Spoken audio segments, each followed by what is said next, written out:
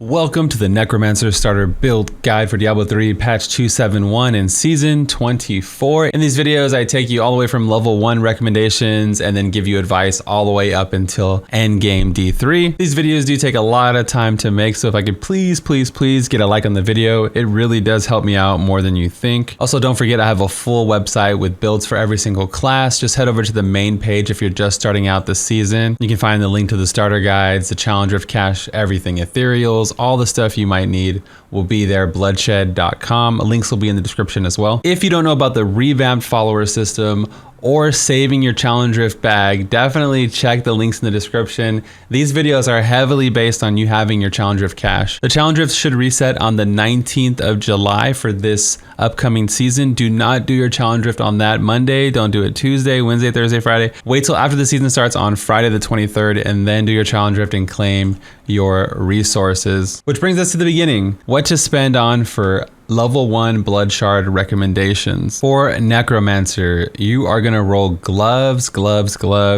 They are absolutely bonkers. When an exploded corpse damages one enemy, your corpse explosion deals up to 200% increased damage for 6 seconds, stacking up to 5 times. So you're talking about 1,000% damage to corpse explosion. It's the only possible legendary. So if you do get a legendary, you will get these. These are so good, I would even recommend rolling again at level 70 on a level 1 character if you don't get them, because you definitely want to have them. It's really good for the starter build. It synergizes perfectly with Tragoul since there is a physical Tragoul rune and it gets a lot of damage from it as well. If you don't know what I mean, if you roll gloves at 70, look at all these possible combinations, right? But if you just go back and make another level 1 Necromancer, there's only one possible combination. Obviously the main stat will be really low, but you can just put them in the cube or you can wear them. Who cares? You're getting 1,000% multiplier.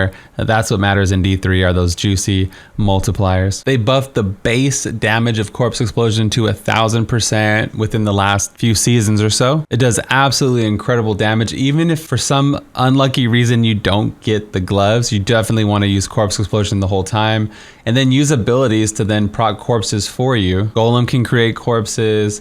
There is a blood rush rune called Molting that creates corpses. You'll see me reference a lot of these things, right? So Bone Spirit does tons of damage. So Bone Spirit can just hit one enemy and then you can get a corpse. And then it's like a domino effect. It starts creating more corpses and corpses and corpses.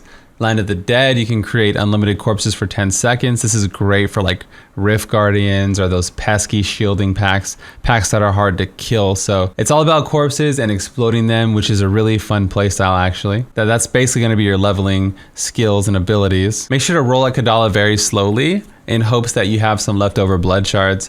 I would consider maybe getting Leoric's crown also, so maybe after you get the gloves you can go for the crown. But what I would do if I was playing Necro, I would wait till about level 23 I believe it is and go for pants. You can get golem skin pants, right? So this is going to give you 30% damage reduction with the golem out, and it reduces the cooldown by 20 to 25 seconds, which gives us more corpses because the golem has an ability that can create 8 corpses. And then there's a passive that you can also pair with it to make it even better. So I'd probably go grasps into golem just for that early game dominance, and even up until level 70 and all that and beyond, but we'll get into that later. If you happen to get Poxfalds instead, Poxfalds are amazing. It has a 550% dot, which you guessed it, can help you create corpses for grasps of essence. So it's pretty dope to have this kind of combo here while leveling and while progressing throughout your launch night. Also, since you saved your challenge rift cache, you have enough materials to upgrade one weapon in the cube. I also do recommend going to get the cube early, like at level 1. It's really easy. The mobs scale really poorly. So you should be back and then you can open up your bag or you can do it beforehand. What are you gonna use to upgrade? I definitely recommend a two-hand scythe. Every single one has a multiplier on them. So if you save your challenge rift cache for season 24, you have a guaranteed chance, guaranteed 100% to get one of these 4. We're gonna make a starter setup for every single one of these because you guys should save your bag and you'll be able to build one direction. I'll show you 4 different builds in this video. When you hit level 40, you can make a level 70 item with reduced level requirement. I'd recommend you do a one-handed mace or a two-handed mace. I might change it depending on if I get a good offhand or not. If you don't have a good offhand, just go for a two-handed mace, use that until you get to 70, then at 70 immediately switch to a two-handed rare scythe.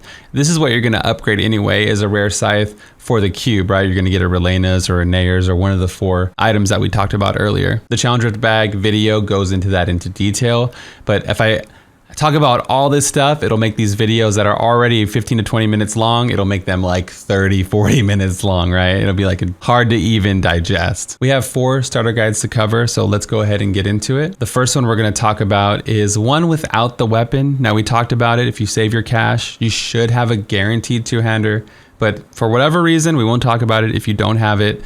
This is gonna be your generic build here. This is based around Corpse Explosion. I'm gonna go through methodically so you can see everything.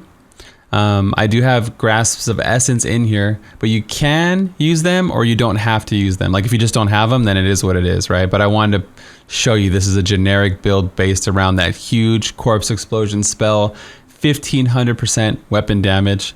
Now eventually when you go through and get your Tragoul set, always make sure Corpse Explosion and whatever spender you use is physical. So this would be a good time to cover the Tragoul set. The 2-piece Blood Rush gains the effect of every rune, which is really cool. There's a rune where it drops a corpse for you, so you always have Corpse Explosions trickling in. There's a rune that heals you if you jump through enemies.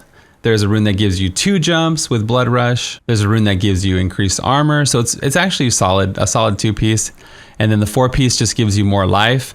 This sucks compared to other sets, because other sets will give you like damage reduction, right? In comparison, Juliana's set gives you 77% damage reduction, which is way better than 100% more health or life or whatever. So this 4-piece sucks. It needs to be redesigned. Hopefully we get it in the future. And then the 6-piece, your life spending abilities deal 3800% damage, which again is really low compared to other sets these days. Most sets have 10,000% damage, but you only get that damage boost with spells that leech your life. Like you can see Corpse Lance, Blood Lance leeches your life. There are a lot of spells like that. Bone Spear, Blood Spear, Skeletal Mage, Life Support, Death Nova, Blood Nova. Like, so you have to use these abilities to get the proc from your set bonus, right? To get that boost. So this is like a worst case scenario build. A better scenario is you roll your blood shards, you don't get your gloves, but you get the NAYRs, right? NAYRs is all poison skills. Now poison does not work with Tragoul like we just talked about. You need to have that physical spell. So this is a starter build with NAYRs, and then eventually you're gonna build into a Lawn NAYRs build, right? You get the Legacy of Dream gem really early on in the season. It's usually the 2nd or 3rd gem, and then you probably build this into Lawn and just forget Tragoul, or you can go Tragoul, and I'll show you a build for that as well. So here's the NAYR start. You wanna use 4 to 5 poison skills to maximize that NAYR damage. You do your upgrade, you get the Maltorious spike. Here's the Maltorious start. I'll go through it slow as well. Hopefully you get it. This one's the only one that's way different. This one, you need a lot of resource. So you can see we got the Helm gem, reduced resource cost. We got more resource with Overwhelming Essence. Dark Reaping gives you resource back when you're using a scythe. So when you hit 70, like I said, make sure to use a one-handed or two-handed scythe to get that passive to proc. And we're still using Corpse Explosion. On the Rift Guardian, it's really tough in a way. So I like to pop Land of the Dead and then hold down Corpse Explosion. Corpse Explosion is so strong. I had no problem doing the GR20 clear right when I hit 70 with just the stuff that we got in the cube, whether it was the Grass of Essence, whether it was NAYRs, whether it was Maltorious, and the next one we're talking about, the Bloodtide Blade. Okay, so this is if you upgrade your two-hander and get a Bloodtide Blade. This is the build that I would use with that. Hover over everything for you. The Bloodtide Blade, it does 400% damage for every enemy around you. So you're gonna be creating corpses like left and right. You might not even use Corpse Explosion. You have all this density, you're just whopping everything. I did a GR20 like in 5 minutes. It's crazy strong start with just yellow crappy gear. The only problem you run into is if you get a Rift Guardian with no ads, because again, it's 400% damage per enemy within 25 yards, right? But what if there's no ads on the Rift Guardian, then you're only doing 400, it's really weak. So again, save Land of the Dead, and Corpse Explosion for the Rift Guardian. That's it. You don't even really have to use these spells anyway, because Bloodtide Blade just kills everything. And then if you get the Shadowhook, Relena's is arguably the best because it works with anything. It just gives you flat damage increase if you have maximum essence, or based on your maximum essence. So again, we got overwhelming essence. Make sure to get essence on your weapons, as it just gives you a straight up damage increase with that. I'm using Bone Spear to create corpses for Corpse Explosion, right? So it's just basically like one molting and Corpse Explosion just kills everything. These builds are very powerful. This is not even taking into account you having legendaries, you having the Bane of the Powerful gem that we all get at level 1, like the first gem you get every season. Like, you're gonna have so much more power than I tested with. Just using Corpse Explosion and having the right build, it'll take you a long way. So I have less than 400k damage, no Paragon was used in the thing. All I have is the Grasp of Essence to show you the power of the gloves that you get at level 1. And again, if you don't get them, roll for them again. You know, after you're doing your Hadrig, you get your 2/4 piece, go back and make a level 1 Necro, try to get them again, as they're insanely powerful. I'm gonna jump over here, cast the Golem, and just start blowing things up. You're good to go. That's it. Guide over, right? Pop Land of the Dead, and you get more and more infinite corpses, just to show you the power of the gauntlets. And this also works really well with any of the 4 legendaries that we talked about, right? Necro has a really easy time leveling because of the reworked Corpse Explosion. So right now I have nothing, I'm just waiting for Golem, but you can even use Bone Spirit to create a corpse. Like that, and then now you just cast it, and we didn't even have to use the Golem, right? Once you have one corpse, you get another corpse. When you Blood Rush, it leaves a corpse behind, so you can use that.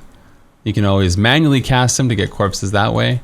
And these like tips will pretty much permeate throughout all the builds we made, right? Because I use like similar things. There's a corpse there, creates another corpse, a molting, and then we just killed an elite. So pretty chill playstyle. Necro's really, really strong start. A lot of people sleep on Tragoul set, but we are doing T10, T11 with just the 6-piece, nothing else. And I'll show you those 6-piece builds. I like red gems in the gear because it gives you armor. And typically I need Land of the Dead or Golem cooldown. I'm gonna use a diamond in the helm, unless we're using Bone Spear. Bone Spear uses a lot of resource. So Bone Spear is the only exception where I would use a topaz in the helm. Actually, let's take out the corpse gauntlets and just use the 6-piece set with literally nothing else, not one drip of Paragon. Let's walk into a Torment 8 level Rift. And just to show, okay, I hate this Rift. Okay, and we got Ghost. Okay, I'm gonna show you though. I believe in the power of the Tragoul set, right? If you can just farm like from T7 to T11, that's all you need, you know? That's all you need to farm the set that you need to get, whether that's the Bone Spear set or you're trying to farm out some lawn parts or whatever, right? So this is the perfect level for that. Look at this elite, just got obliterated by us. Again, less than 400k main stat, just rocking that 6-piece Tragoul set and nothing else. I don't know why people don't like Tragoul, man, but a lot on stream, a lot of people on stream saying, hey Blood, like Tragoul sucks, this and that. And I'm like, no it doesn't. You just have to use the right spells and abilities, right? All you do is click corpses, and those corpses create more corpses, like a sick and twisted domino effect. You got the Golem as you get more and more cooldown, Messerschmitt Reaver, Ingiam, there's all kinds of stuff, right? As soon as you get Relena's, you get the gloves.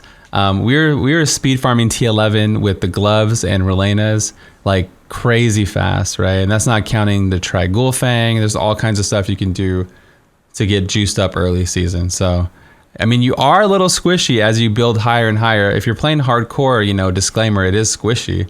But Necro is always squishy no matter what, so what are you gonna do? Again, if you end up getting NAYRs, you're gonna go into Lawn, so I don't have a 6-piece NAYR start. They don't work together. Here is the Blood Spear version of the build if you need that, right? So it's like, again, you need that resource to then create corpses to do damage. Here is the Bloodtide Blade 6-piece set for y'all. One thing to not forget in general is use those damn skills that cost life at 70. You can use whatever runes you want up until the 6th piece. You might be like, why is my build not working? You have to use skills that cost life. It has to be physical that costs health, and then that will trigger the Tragoul set. And then we have Shadowhook. Here's my Shadowhook build. It's very similar to the generic 6-piece build, but again, I have that max essence to get the boost for Relena's. I think that's the only difference. And then make sure your weapon has max essence and you'll be good to go. Now what? Now you go to my website, you check out the builds, you check out the tier list, you check out anyone's tier list. You're gonna see Poison Scythe on the very tippity top. Let me fix that, there we go. You'll see LOD Poison Scythe on the top. Now this is the best build for Necromancer in the season. It got reboosted back by those ethereals that we talked about. The Black Bog is really insane ethereal, and this is what you're gonna be going for the most. All my builds are gonna be updated with ethereals in them before the season goes live. I still have to go through and do some of the speed builds and bounty builds, but it should all be complete before the season goes live for you. If you want something fun that maybe, if you like Corpse Explosion, LOD CE is super fun and almost just as strong as Poison Scythe. It's really close, right? And then Bone Spear did get knocked down a few notches, but it's still insanely fun to speed farm with, and it pushes really far. Just figure out what you want to play and then go from there. If I was playing Tragoul, again, I would focus on Corpse Explosion until I got one of the sets that I was going for. For final thoughts on Necromancer, the Necromancer is still technically the speed meta for builds. You're going to get groups easy. People have been running rats since the dawn of time. Everybody knows them. They're familiar. There should be tons and tons of rat groups going along, right? No one's going to want to learn a new meta in the first place. It's really hard to get people off of something else. So even if Wizard was faster or something does come up, you're going to see nothing but rat runs early season, in my opinion. So you should have no problem getting groups. The LOD Poison Scythe build and Corpse Explosion are LOD builds, so they are pretty damn tanky, actually. You know, for a Necromancer, they're still squishy, but for a Necro, they're pretty tanky. So you might like them.